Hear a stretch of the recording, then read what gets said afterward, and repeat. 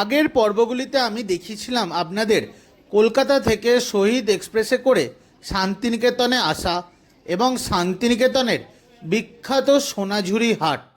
সোনাঝুরি হাটের দৈনন্দিন যেরকম জিনিসপত্র বিক্রি হয় তা তুলে ধরেছিলাম আপনাদের কাছে।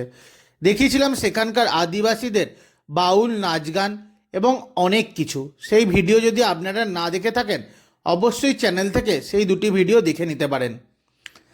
আজ আমি আপনাদের দেখাতে চলেছি আমাদের এই বাংলার এক অপূর্ব রেল স্টেশন।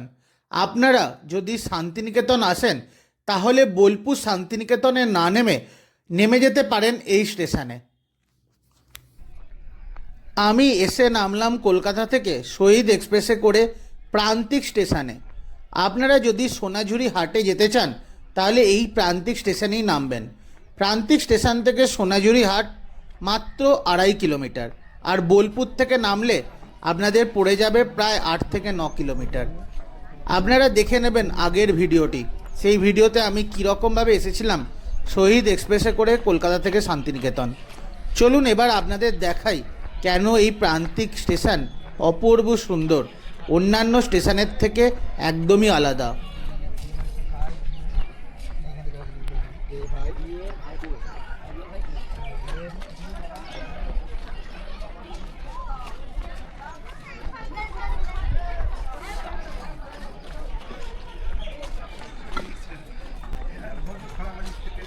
আপনারা ট্রেন থেকে এসে নেমে ওভারব্রিজ হয়ে চলে যাবেন 2 নম্বর প্ল্যাটফর্মের দিকে, মানে হাওড়ার দিকে যে লাইনটি গেছে সেই দিকে।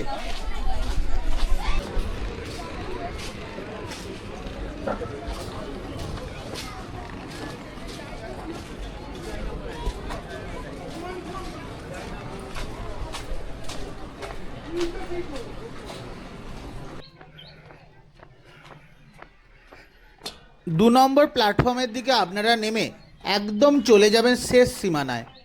দেখুন দূরের চারদিকটা পুরো রানী কালারে যেন রেঙে উঠেছে। এখানে প্রচুর পরিমাণে বোগেনভিলিয়া গাছ রয়েছে, যেগুলোর এই বসন্তে ফুলে ভরে যায়। আপনারা দেখবেন ইনস্টাগ্রামে খুব ভাইরাল হচ্ছে এই প্রান্তিক স্টেশনের এই গাছের ভিডিও। তো এই হলো সেই ভাইরাল জায়গা, আপনাদের কাছে তুলে ধরলাম। আপনারাও আসতে পারেন এই জায়গাটায়, কিন্তু খুব কম দিনেই হয়তো গাছে এরকম ফুল থাকবে। বসন্ত তো প্রায় শেষ হতেই চললো, দোলও শেষ, এবার এই গাছের ফুলও ঝরে যাবে। তাই যদি দেখতে হয় আপনাদের কাছ থেকে তাড়াতাড়ি আসুন, গরম পড়ে গেলে এই রকম গাছে আর দেখা যাবে না।